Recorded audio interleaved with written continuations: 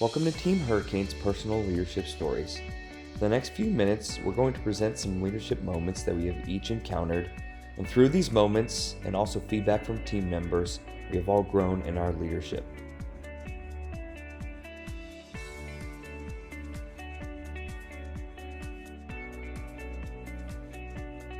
What is situational leadership? A leader practicing situational leadership takes on different leadership styles based on where an employee is at relative to their motivation and competence. These are classified into 4 different levels. The first level is D1, low competence but high commitment. The next level, some competence but low commitment. D3 is moderate to high competence but the commitment is variable. And D4 is an employee who has high competence and high commitment. Some background on Neil's experience with situational leadership. Neil oversees a pastoral vocational school, and there was a student who was underperforming, not turning in assignments on time and missing deadlines. The student was given several verbal warnings, but otherwise was allowed to continue in his normal routine. His conduct did not improve, and ultimately the student was dismissed from the program because of an unethical relationship that was discovered months later. After team discussion, it was determined that the underperforming student needed a different type of leadership than his leaders were giving him. The student was displaying some competence but low commitment and was classified as a D2 level behavior. And according to situational leadership, the student needed a leader that was highly supportive, very encouraging, but also highly directive, a leader that was involved in instructing day-to-day activities, in a sense micromanaging his schedule. But what the student received was leadership that was highly supportive, encouraging, but was low in directive behavior. He was encouraged but left alone to set his schedule and manage his day-to-day activities, which is not what he needed.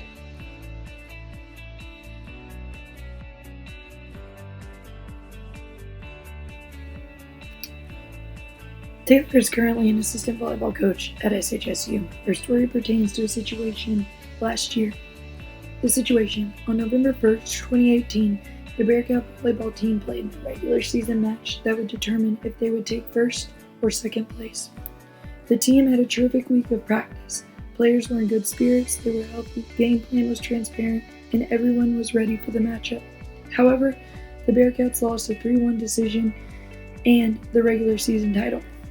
That night, nothing went as planned. The girls weren't playing like one unit. They looked frazzled, intimidated, unsure, and most of all, weren't having fun.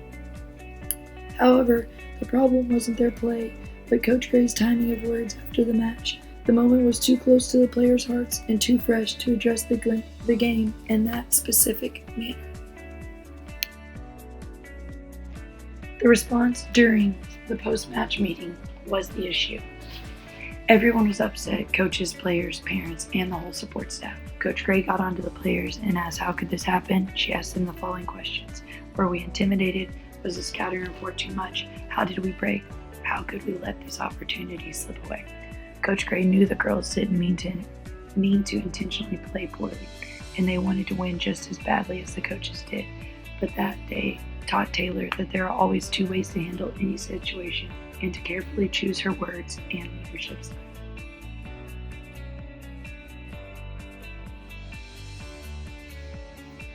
Lesson learned is choosing the type of leadership style that best suits the situation.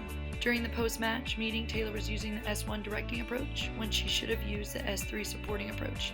By utilizing the S3 approach, Taylor would have received a better response from the players in their play the following match. The match was too close to the players' hearts and fresh to use the directing approach. Supportive would have been the better method.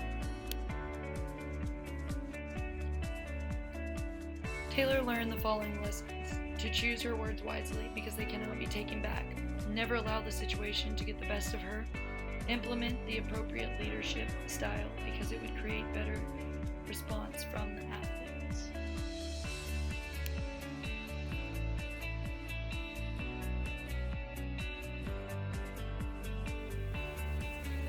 Hello, I'll talk about the second lesson of leadership. This one talks about Mia's experience with the skills model of leadership, specifically the environmental influences component. Mia and her co-lead had been working on the important project. After a while, she began to notice separation and lack of involvement from her co-lead. She gave him some time to reincorporate. However, the situation continued to get worse. Mia decided to discuss her concerns directly with her co-lead and noticed that he had assumed she was busier with other tasks. Finally, they both agreed that they had to improve their poor communication and must stay engaged throughout the process. What is the skills model of leadership? It is a perspective that analyzes a leader's performance using its 5 components: competencies, individual attributes, leadership outcomes, career experiences, and environmental influences. This last one is related to Mia's experience. Environmental influences can be external, involving political or social issues, or internal, which involves technology, communication, those type of issues. On this figure, you can see the complete skills model of leadership. There is always room for improvement, so how can Mia improve her experience as a leader? Should she take in consideration all 5 components of the skills model for future leadership roles? Yes, the skills model helps a leader analyze all factors when performing, very important for project preparation. What type of communication she should have avoided? Obviously, it's the poor communication because it affects the leader's performance. You could save so much time improving this skill. The 5 components are competencies, individual attributes, career experiences, leadership outcomes, and knowledge. Is it true or false? It's false. The 5th component is environmental influences. It's the one that's related to Mia's experience. And last, environmental influences could be external and internal, or above and below. The response is external and internal. They both focus on different aspects, but they equally affect a leader's performance.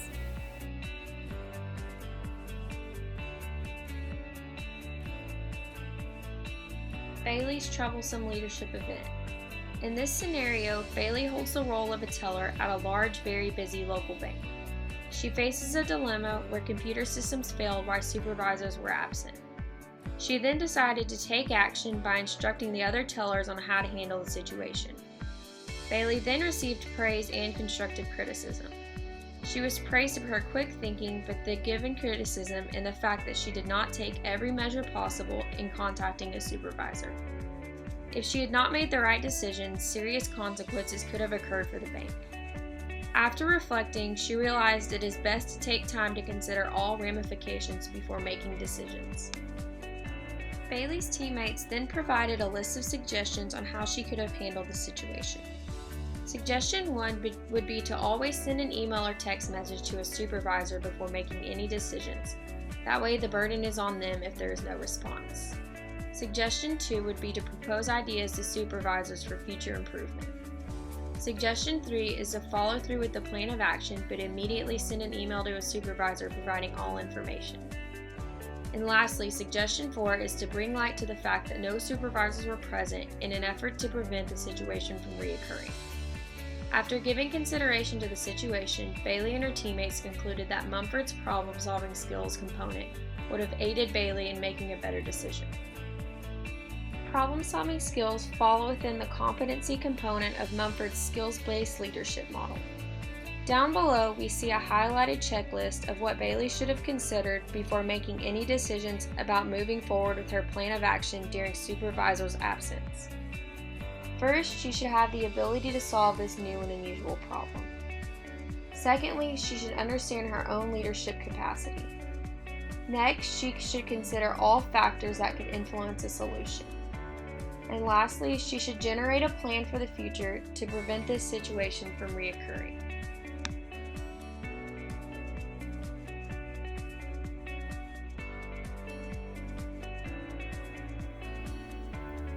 Through this leadership story, a leader was approached by an employee who presented the issue of being bullied. Through separate meetings, the leader investigated the situation by meeting with the affected employee, the accused employee, and an employee that works between the two of them. Following all meetings, the leader gained 2 major things. The first thing being that the affected employee was known to be more sensitive and sometimes an emotional individual. Second, the accused employee had been using more direct and harsh language directed towards the affected employee. The leader and the accused employee came to an agreement that she would work on her communication skills between her and the affected employee. Through team discussion and feedback, a final decision was made that adaptive leadership could have been exercised with a final meeting between the employees. The final meeting could have provided the employees an opportunity to address the problem and tackle the situation themselves, while the leader served as a mediator when needed. Now that we have discussed that adaptive leadership should have been used in the following situation, what exactly is it? Adaptive leadership is the practice of mobilizing people to tackle tough challenges and thrive from it. What do adaptive leaders do?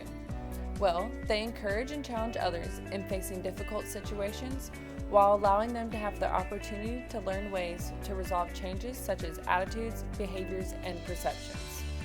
The goal of this leadership style is to advocate people to change and learn new ways in which situations are handled so that they are able to face challenges and develop through the process.